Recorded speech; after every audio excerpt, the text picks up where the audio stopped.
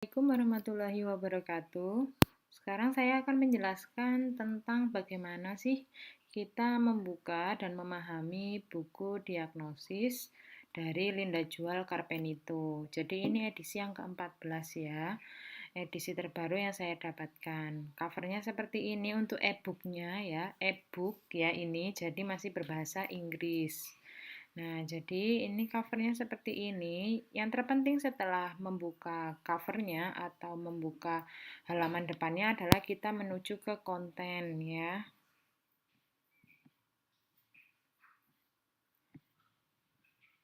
Jadi ini adalah konten. Di konten ini ada yang penting itu ada di section 2 karena section 1 itu adalah penjelasan-penjelasan bagaimana sih cara kita membuka buku Linda Jual, menentukan diagnosa dan lain-lain. Itu section 1. Jadi terkait teori-teori dan juga step by step. Tapi untuk diagnosanya, listnya itu apa saja ya di buku ini itu ada di section 2. Nah, jangan lupa ya, jadi di buku Linda Jual itu ada 4 jenis diagnosa. Yang pertama diagnosa individual, lalu yang kedua itu ada diagnosa keluarga ya atau home nursing ya.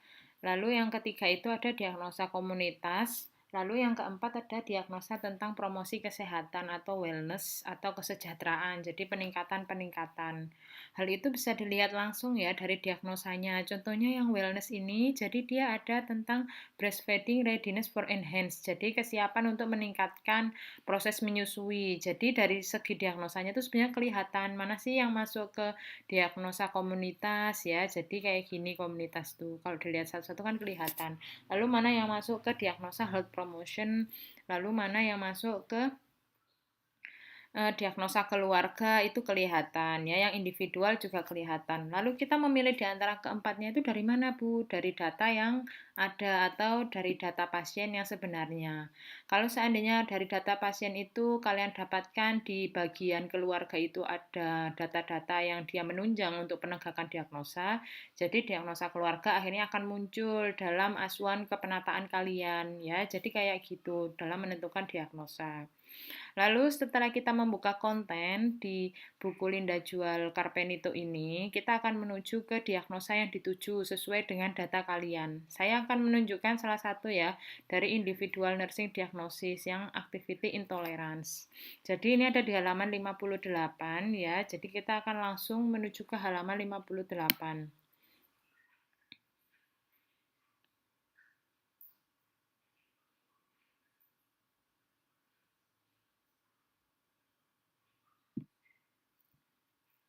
Jadi ini halaman 58 ya, diagnosa yang pertama untuk bagian individual nursing diagnosis ya. Jadi activity intolerance. Di activity intolerance ini pun sendiri ada dua ya dibaginya. Jadi selain activity intolerance, dia masuk juga activity intolerance karena disebabkan COPD ya. Lalu yang ini disebabkan karena jantung. Jadi kalau seandainya pasiennya itu intoleransi aktivitas tapi disebabkan oleh gangguan paru ya COPD, itu berarti nanti masuknya ke bagian yang ini. Lalu kalau seandainya di data kalian itu pasien intoleransi aktivitas karena ada penurunan gangguan fungsi jantung, itu berarti masuknya yang di sebelah sini. Pemilihan ini itu nanti akan berpengaruh pada pemilihan NOC atau perencanaan dan NIC atau implementasi ya intervensi kalian. Nah, sekarang masuk ke sini. Jadi ada definisi karakteristik. Ini ada mayor dan ada minor. Kalau seandainya di data kalian, itu kan ada macam-macam ya datanya dari pasien yang asli yang nanti akan kalian kaji sesuai dengan format yang sudah diberikan. Nah, di definisi karakteristik, kalau kalian mengambil diagnosa ini, otomatis data mayor itu ada, ya harus ada, must be present. Jadi harus ada setidaknya satu saja data yang ada masuk di sini.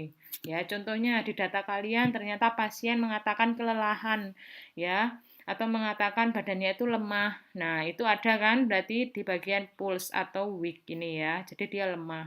Jadi definisi karakteristik kalau mau ambil diagnosa ini harus ada setidaknya satu definisi karakteristik yang mayor. Kalau seandainya yang minor itu maybe. Jadi bisa ada, bisa tidak ya. Jadi tidak perlu dipaksakan. Kalau seandainya pasien di data kalian itu dia melaporkan ya tentang kelelahannya, capek, gampang capek, ya lemes. Nah, itu ada nih di sini. Nah, berarti dia ada data minor. Tapi kalau nggak ada sama sekali nggak masalah. Kalau di definisi karakteristik yang minor gitu ya. Lalu nanti masuk lagi ke bawah ya. Ini ada mohon maaf, jadi ini ada faktor yang berhubungan, nanti bisa dipilih banyak sekali, ada jantung, ada ke paru-paru, ada ke sirkulasi, jadi bisa dipilih ya. Nanti ini akan berhubungan dengan treatment yang akan diberikan ya. Jadi ini sudah ada di sini treatment yang diberikan itu ada yang terkait dengan keganasan, ada yang terkait dengan diagnosa, ada yang terkait dengan operasi. Jadi sudah ada ya. Tapi yang terpenting itu bukan itu ya. Jadi di sini juga di intoleransi aktivitas itu ada ya data subjektif itu fokusnya harus di mana. Nah, ini sudah ada objektif fokusnya di mana.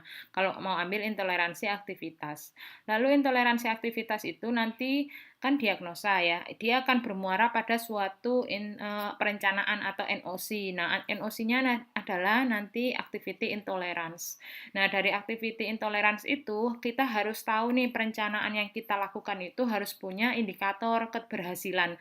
Jadi kalian inginnya indikator keberhasilannya apa? Nah, kalau di buku Linda Jual itu mudahnya adalah atau keuntungannya adalah dia sudah menentukan indikator. Jadi ada 3 ini indikatornya ya. Lalu intervensinya itu ini. Nah, nanti kan saya sudah bilang di sebelumnya ya, kalau seandainya intoleransi aktivitas di sini itu dia dibagi dua, ada yang karena COPD dan ada yang karena gangguan fungsi jantung. Kalau yang COPD itu kalian sudah tidak pakai NOC NIC yang ada di sini. Kalau ini kan intoleransi aktivitas tapi yang general. Nah, kalau seandainya yang disebabkan oleh COPD itu NOC-nya itu nanti di sini ya. Jadi ada sendiri ya. Nanti indikatornya juga sudah ada di buku Linda Jual.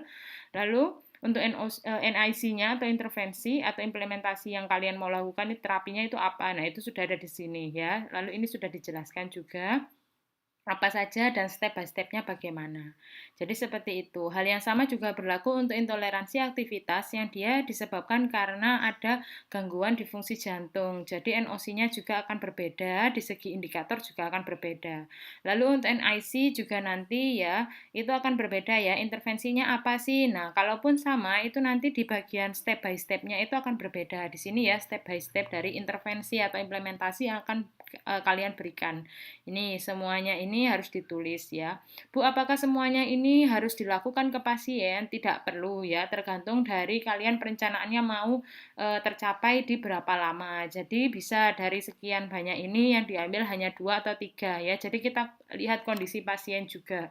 Karena contohnya kalau seandainya pasiennya di ruang operasi itu kan akan cepat pergantian pasiennya. Jadi itu akan mempengaruhi dari pemilihan intervensi dan juga perencanaan yang kalian lakukan.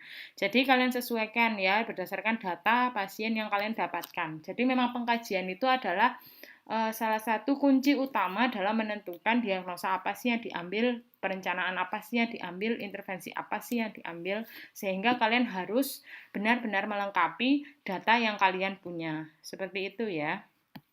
Oke, seperti itu saya menyentuhkan satu diagnosa. Jadi sekarang kalau seandainya kalian ingin lebih memahami, coba buka buku Linda Jual kalian ya, baik e-book maupun yang hard copy.